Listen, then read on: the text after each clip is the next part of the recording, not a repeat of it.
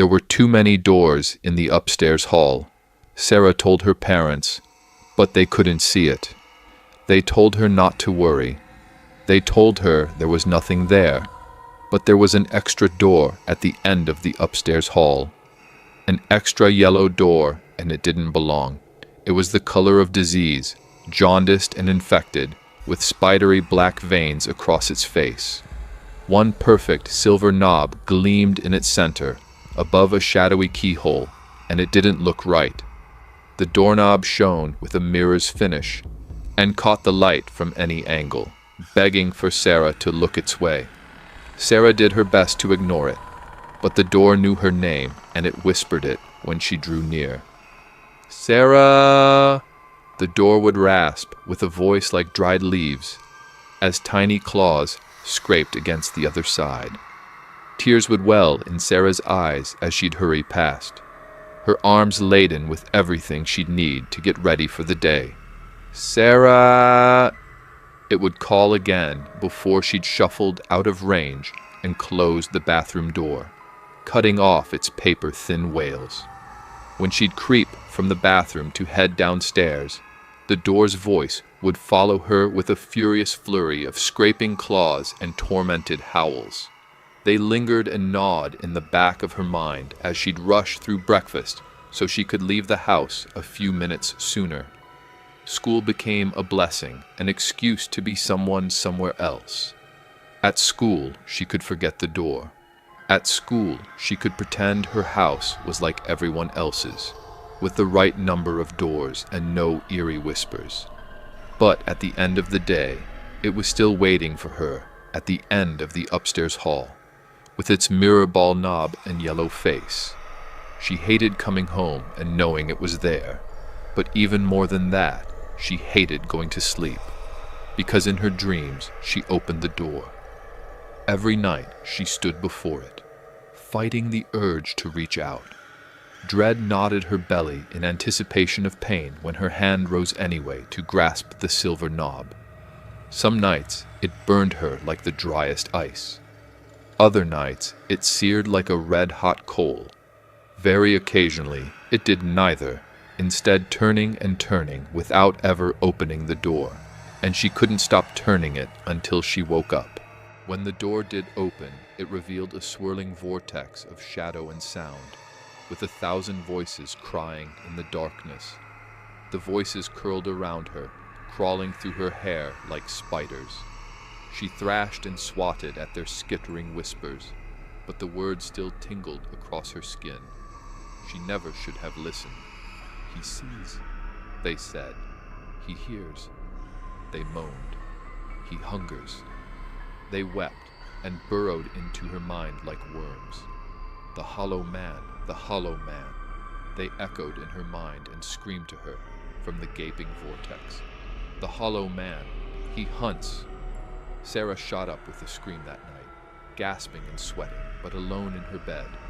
The clock's crimson face said midnight had passed, but not by much. Darkness enveloped her room, except where a vestigial nightlight illumined the corner by her desk. It wasn't much, but she felt better when she saw it.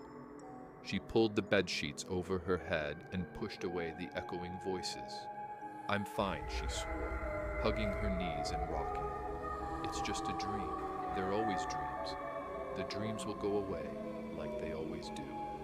She started humming a song her mother used to sing when Sarah was small enough to need the nightlight, and the panic faded, little by little, with every note. "Just a dream," she repeated. "Just a dream, just a—" "Sarah," someone whispered from the hall. Sarah froze. "Sarah? Are you Sarah?" It was the voice of a girl, not much younger than Sarah, and not at all like the voice she usually heard from the door at the end of the hall. Who are you?" Sarah whispered back from beneath the sheets. "My name is Lizzie. Are you Sarah?" Sarah didn't move. She was terrified of leaving the safety of her cocoon. As the moments ticked past, however, an anxious curiosity emboldened her enough to peek out from the covers. What if it was another girl, she thought. She sounded just as scared as Sarah felt. Sarah crawled from her bed, clutching the sweat-damp nightshirt she'd worn to sleep, and waited. When nothing happened, she stood up and tiptoed towards her bedroom door, toward the waiting yellow door with the mirror ball knob on the wall at the end of the upstairs hall. When she stood before it, her stomach lurched, and for a moment she couldn't tell if she was going to vomit or faint. "Please," the door said in the young girl's voice when Sarah got close. "Please, are you Sarah?" Sarah opened her mouth to answer, but her voice was a tiny squeak of nothing. She pressed her palms to her cheeks and smeared away the tears before trying again. "Yes," she finally managed. "I'm Sarah. Please, let me in." The door's silvery knob shook violently, rattling as if locked and jostled by someone on the other side. Sarah stumbled back with a gasp, staring at the shuddering alien knob. "Let me in, Sarah, please. I can't stay in here. Please help me. Let me in." Sarah dropped to her knees when her legs gave out, and she screamed when she looked at the door. Level with the shadowy keyhole, below the rattling knob, she stared directly into a very human eye. Tears shimmered in the other eye as they shimmered in Sarah's. It darted around, wide and white with fear, as if searching through the hall.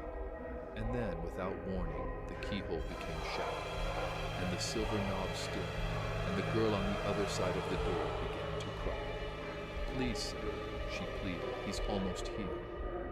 "The Hollow Man?" Sarah whispered, as a chill slithered up her spine. Lizzie sobbed quietly. Sarah scooted closer to the door, her fear growing colder when the girl from the other side didn't answer. "Lizzie?" Silence fell, as if it had always been there. She couldn't hear Lizzie crying anymore, and even the house was too quiet behind her. Sarah put her ear near the door and held her breath. She waited. Minutes passed, but it couldn't have been minutes. Nothing moved, nothing whispered, nothing cried, nothing stirred. She couldn't hear anything but her own racing heart. Was she gone? Lizzie? She tried again, afraid the Hollow Man had taken her. "He's here," Lizzie whispered at last, almost in her ear, as though Lizzie's lips pressed tight against the keyhole. "Please, let me in." Sarah's head ached. The world was a little fuzzy around the edges, and it was harder to focus than before. She had to stand up. She didn't dare touch the sickly door, but her legs felt too wobbly and weak to support her. She reached for the knob with a trembling hand. "Please, Sarah." Lizzie's voice was getting smaller. "Please." Grasping the mirror ball knob, she pulled herself up from the floor. It moved noiselessly beneath her hand, gliding without resistance, and opened the yellow door. A lonely expanse of normal wall inched into view, and she felt sick. She worried at her thumb in confusion, and extended a trembling hand to touch the wall behind the door. It was solid and as normal as the wall at the end of the upstairs hall should be, but her stomach churned. She gently closed the door, which issued a soft click as the latch sprang into place, and waited. She hardly dared to move or breathe as she listened to the night, waiting for the door to speak again. Hours passed in oppressive silence, even though it couldn't have been hours, and the door had nothing to say. Sarah grew sleepy, too sleepy to keep standing, too sleepy to remember why she was standing so still at the end of the upstairs hall. It was time to go to bed. "It's just a dream," she remembered, turning away and rubbing at her eyes. They're always dreams. Shuffling to her bed was like swimming through jello, and most of the way there, she couldn't keep her eyes open. Luckily, she knew the way. The dreams will go away, like they always do. The crimson clock was broken when she rolled herself back in bed, its face declaring 12:16 a.m. to a room that only vaguely felt familiar, but she couldn't bring herself to care when her eyes and body felt so heavy. "Sarah?" Lizzie whispered, but it couldn't be a whisper. "Sarah," Lizzie whispered. "Sarah, don't wake up." Sarah groaned a little. "Don't wake up," Lizzie said, her voice echoing in Sarah's mind. Sarah frowned and rolled onto her back. She didn't want to wake up. She wanted to stay asleep. Lizzie didn't need to tell her not to wake, because not being awake was the whole point of being asleep. For a long time, all was silence. Sarah's mind drifted, and she felt herself grow lighter, as if getting ready to float up through the blackness that surrounded her.